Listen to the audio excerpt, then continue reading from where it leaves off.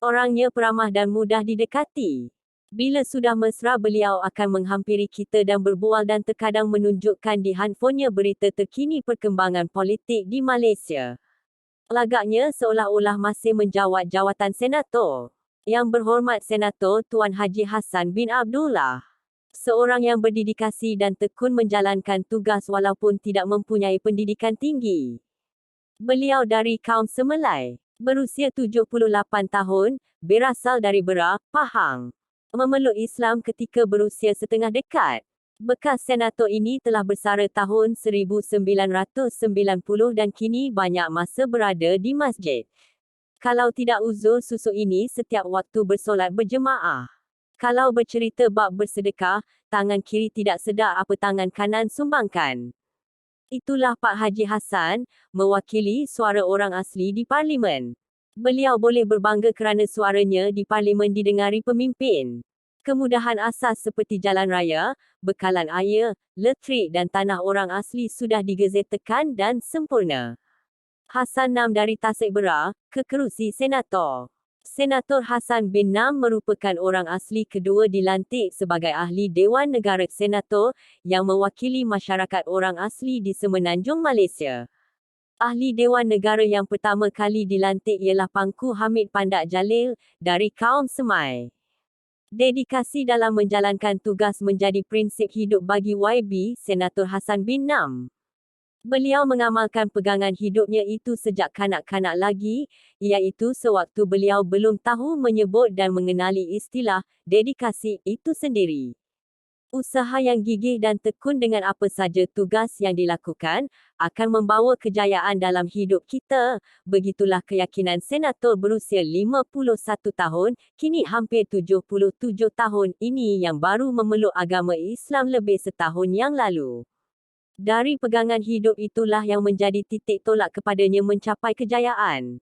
Senator Hassan Nam dari kaum Semelai ini juga mencipta sejarah, bila beliau terpilih tidak lama dulu sebagai ahli Majlis Perunding Ekonomi Negara MAPEN, mewakili masyarakat orang asli. Dalam majlis tersebut yang pengerusinya ialah Tan Sri Azali Syafiee.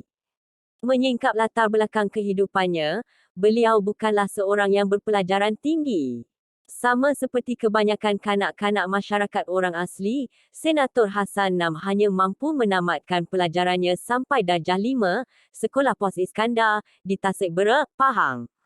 Saya berasal dari suku kaum Semelai. Semasa di kampung kami bercakap dalam bahasa Semelai. Hidup masyarakat kami bergantung kepada hasil pertanian. Sebab itu sejak kecil lagi ibu mengajar saya berladang cara tradisional. Ayah saya meninggal dunia waktu usia saya 6 tahun. Sebagai anak lelaki, sayalah yang menjadi harapan keluarga, cerita Senator Hassan sewaktu ditemu bual di rumahnya di Taman Selasih, Gombak. Kisah Senator Hassan Nam keluar dalam majalah Famili keluaran bulan Julai 1989. Walaupun beliau dilahir dan dibesarkan di sebuah kampung pendalaman, Kampung Janrek, namun Senator Hassan Nam mempunyai kegemarannya sendiri yang dapat mengembangkan daya pemikirannya, iaitu bersahabat pena, membaca buku-buku cerita dan pengetahuannya di samping membaca akhbar. Saya juga gemar memancing dan bermain bola sepak, beritahunya. Senator Hassan Nam mula mengenali dunia luar daerahnya bila beliau mencari pekerjaan di Jabatan Hal Ehwal Orang Asli (JHEOA) pada tahun 1958. Pekerjaan awalnya sebagai buruh bergaji hari. Saya bekerja sebagai tukang rumah, buat kem Senoi Prat di Kuala Triang, Hulu Perak bersama Encik Putih dengan bayaran gaji sehari RM2.50, ceritanya. Sebenarnya ada kisah menarik yang membuatnya menjadi orang perantau. Pada tahun 1958 itu, pada satu hari emak saya sakit kuat dan dipaksa dibawa ke Gombak dengan helikopter. Kerana sebab tertentu saya tak dapat ikut serta. Jadi kemudiannya saya terpaksa pergi bersendirian. Saya berperahu ke Kuala Bera dan di pertengahan jalan menuju ke Kuala Lumpur, terpaksa singgah di Bahau kerana kehabisan wang. Di Bahau, beliau sempat mengambil upah memasak rotan dengan seorang pengusaha barang-barang perabot selama 20 hari. Dari gaji yang dikumpulnya sebanyak RM30, itulah menjadi tambangnya meneruskan perjalanan ke Gombak, Kuala Lumpur. Malangnya, sesampai sahaja ke hospital orang asli di Gombak, emak telah pun dibawa balik ke Pahang. Oleh kerana sudah terlanjur saya berada di sini, terfikir pula saya untuk terus menetap di perantauan mengadu nasib, cerita beliau.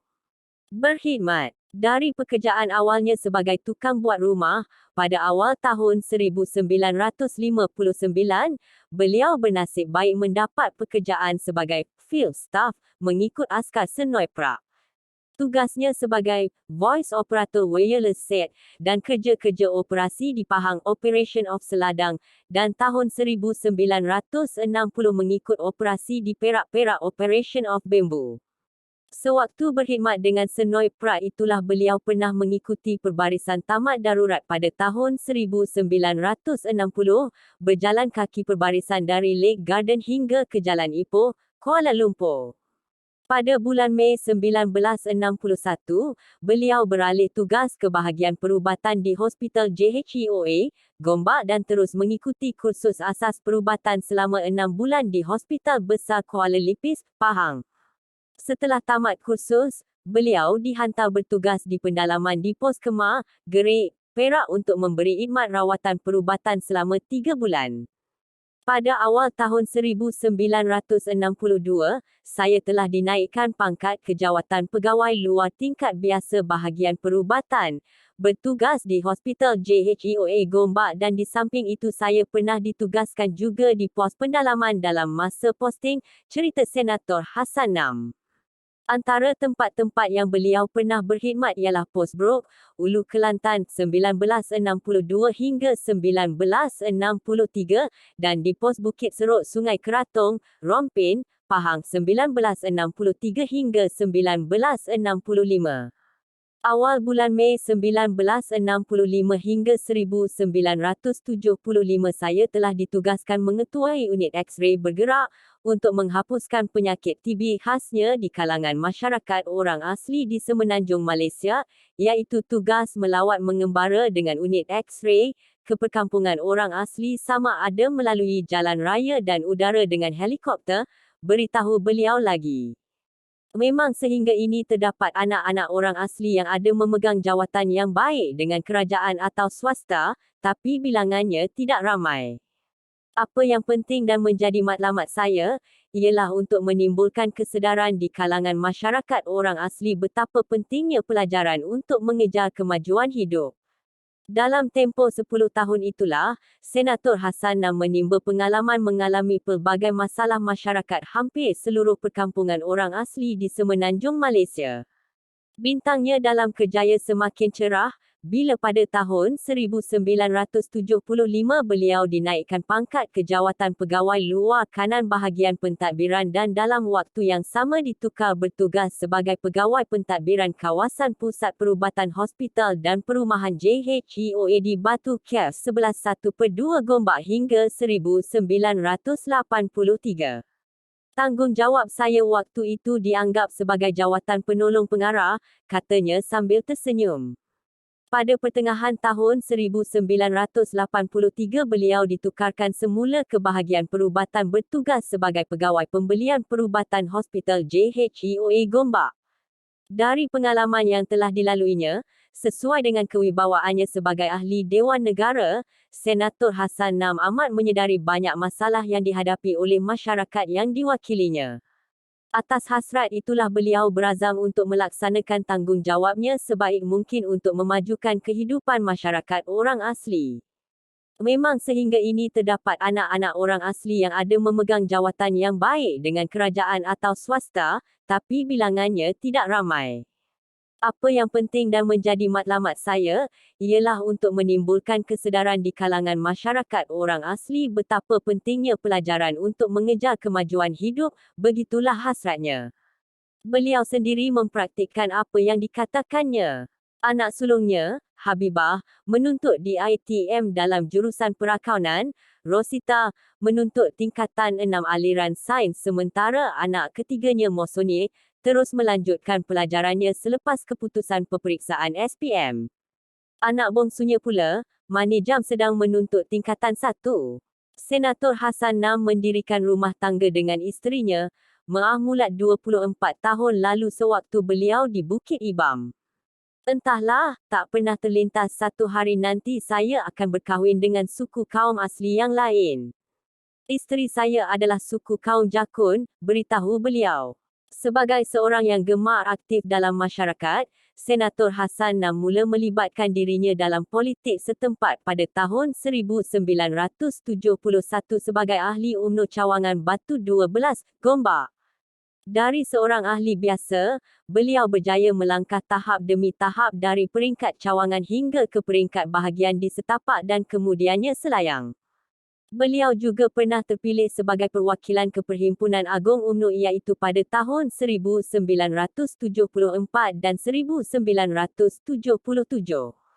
Sementara itu, Senator Hassan Nam turut aktif dalam Koperasi Purba, Kijang Mas sejak 1971 hingga 1983.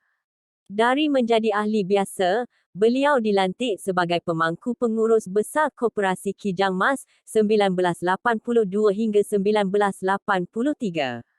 Kemuncak kerjaya beliau, pada bulan Februari 1984, beliau telah dilantik sebagai ahli Dewan Negara, satu jawatan yang tak pernah dimimpikan sebelumnya.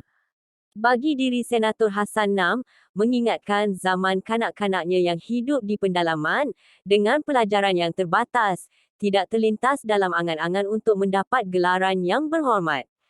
Namun beliau sendiri telah membuktikan ketabahan, sikap dedikasi dan tekun dalam tugas-tugas yang dilakukannya telah meletakkan dirinya di tangga kejayaan. Jasa baktinya kepada masyarakat khususnya di kalangan orang-orang asli turut mendapat penghargaan dengan penganugerahan pingat PJK Kurniaan DYMM Sultan Selangor pada tahun 1973. Beliau turut mendapat kurniaan pingat PPN oleh DYMM Seri Paduka Baginda Yang di-Pertuan Agong. Kisah Senator Hassan Nam keluar dalam majalah Famili keluaran bulan Julai 1989.